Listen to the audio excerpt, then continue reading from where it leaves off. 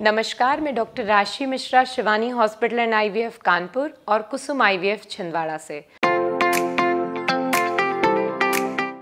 आज हम जिस टॉपिक में चर्चा करने वाले हैं वो है कैसे कोई कपल नेचुरली कंसीव कर सकता है, वो किस तरीके से किन डेज पे ट्राई करे, कब करे, किस तरीके से करे कि वो जल्दी कंसेप्शन कर सकें, या कब उन्हें डॉक्टर के पास जाने की ज़रूरत है, किन कपल्स को जल्दी जाने की ज़रूरत है और हम कब तक के वेट कर सकते हैं नेचुरली ट्राई करके। तो पहली चीज़, एज बहुत इंपॉर्टेंट फैक्टर है। यदि लेडी की एज 35 से कम है और हस्बैंड की एज 50 से कम है तो आप 1 ईयर तक के नेचुरली ट्राई करके देख सकते हैं। लेकिन यदि लेडी 35 ईयर्स से ऊपर है तो सीधी बात, ज़्यादा एज के कपल्स को जल्दी डॉक्टर की हेल्प लेने की ज़रूरत है। यंग कपल यदि ट्राई करना शुरू करता है तो 25 से 30% कपल फर्स्ट 3 अनप्रोटेक्टेड यदि ट्राई कर रहे हैं, फर्स्ट 3 मंथ में प्रेगनेंसी उन्हें आ जाती है। और 1 ईयर के एंड तक के यदि वो अनप्रोटेक्टेड फर्टाइल पीरियड के टाइम में ट्राई कर रहे हैं तो 80% से के लगभग कपल्स प्रेग्नेंट हो जाते हैं और 2 ईयर्स तक के 90%। तो नेक्स्ट 1 ईयर में केवल नेक्स्ट 10% कपल प्रेग्नेंट होने वाले हैं। तो ये इम्पॉर्टेंट है, यदि 1 ईयर तक के सही तरीके से ट्राई करने के बाद आपको प्रेगनेंसी नहीं हो रही है तो आपको डॉक्टर की हेल्प लेनी चाहिए, अपने नियरेस्ट गायनेकोलॉजिस्ट, ताकि बेसिक इन्वेस्टिगेशन आपके हो जाए, कोई बड़ी चीज़ मिस ना हो रही हो। अब ये चीज़ कि यदि हम नेचुरली ट्राई कर रहे हैं तो हम पीरियड के किन दिनों में ट्राई करें और किन लोगों को ये नेचुरल ट्रायल नहीं लेना चाहिए, इमीडिएटली पहले डॉक्टर से कंसल्ट कर लें और फिर प्लान करें। प्री कंसेप्शनल काउंसलिंग की ज़रूरत है, प्री कंसेप्शनल टेस्टिंग की ज़रूरत है।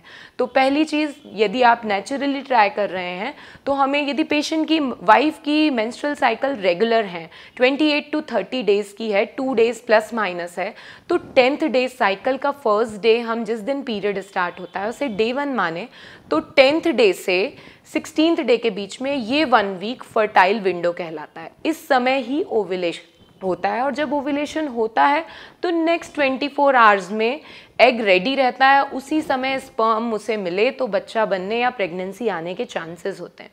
नेचुरल कंसेप्शन में रिलीज हुए स्पर्म करीब 2 to 3 डेज एवरेज, यदि कोई सीमेन एनालिसिस में सीमेन में कोई दिक्कत ना हो, और अप टू 7 डेज तक के वेजाइना में अलाइव रह सकते हैं।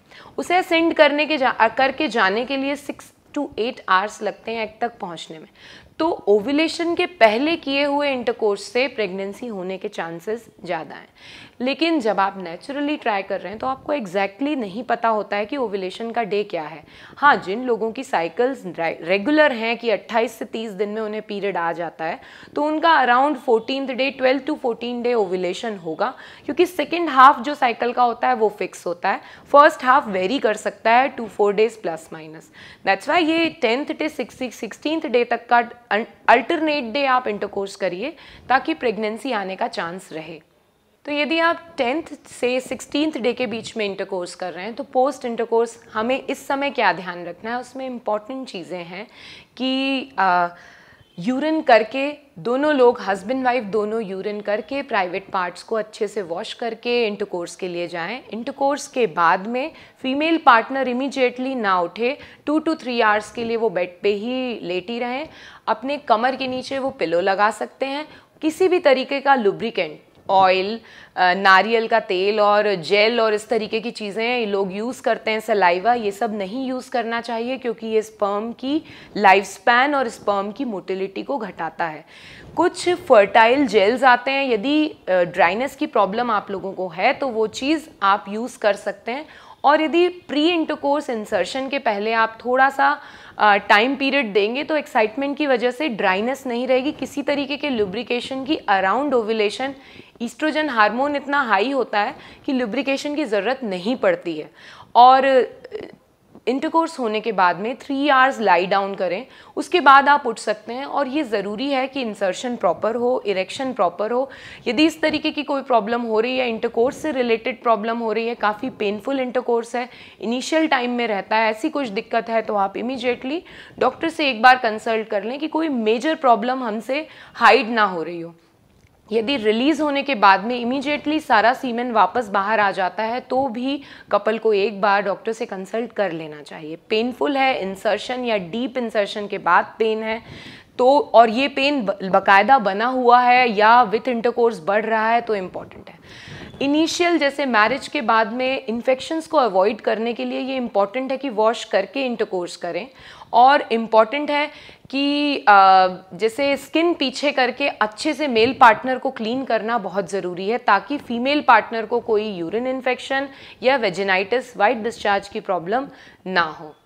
यदि आपने 10th से 16th डे इस तरीके से अल्टरनेट डे इंटरकोर्स किया है, ट्रायल किया गया है, तो आप 14th डे मतलब जैसे पीरियड की डेट फॉर एग्जांपल 20th है तो आप 21-22 तक वेट करें। एक दिन भी ओवर, यदि आपकी रेगुलर साइकिल है, एक दिन भी ओवर होता है तो शुरू की सुबह की पहली यूरिन से यूरिन प्रेगनेंसी टेस्ट किट से करें।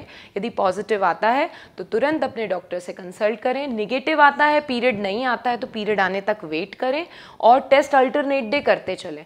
और यदि इस तरीके से ट्रायल करते हुए यंग पेशेंट है, 1 ईयर हो गया है और प्रेगनेंसी नहीं आ रही है तो डॉक्टर से कंसल्ट करें। यदि पेशेंट एल्डरली है, 35 से ऊपर है, तो 6 मंथ से ज़्यादा आपको नेचुरली वेट नहीं करना चाहिए और जल्दी ही डॉक्टर की हेल्प लेनी चाहिए। और ये था हमारा नेचुरल ट्राई करने का, नेचुरल तरीके से प्लान करने का एपिसोड। मैं एक सेकेंड एपिसोड में आपको ये बताना चाहूँगी कि किन कपल्स को 6 मंथ क्या थोड़ा भी वेट नहीं करना चाहिए। पहले प्री कंसेप्शनल डॉक्टर से इन्वेस्टिगेट करा के अपनी करंट सिचुएशन जान लेना चाहिए, तब प्लानिंग के लिए जाना चाहिए विदाउट एनी टेंशन लिए, ताकि जल्दी प्रेगनेंसी अचीव हो सके। और आपकी ज़िंदगी का ये स्ट्रेस, यदि बैक में कुछ ऐसी चीज़ें हैं जिनकी वजह से आपकी फर्टिलिटी अफेक्ट हो सकती है, तो ऐसा कोई स्ट्रेस लेके आप अपनी मैरिड लाइफ को मतलब डिस्टर्ब ना करें और स्ट्रेस में ना रहें। तो कोई भी क्वेश्चन आपका नेचुरल कंसेप्शन से रिलेटेड हो कि कोई और क्वेरी हो आपकी, तो ज़रूर चैट बॉक्स में डालें, मैं उसका आंसर दूंगी और मुझे उसमें बहुत प्रसन्नता महसूस होगी। Thank you so much.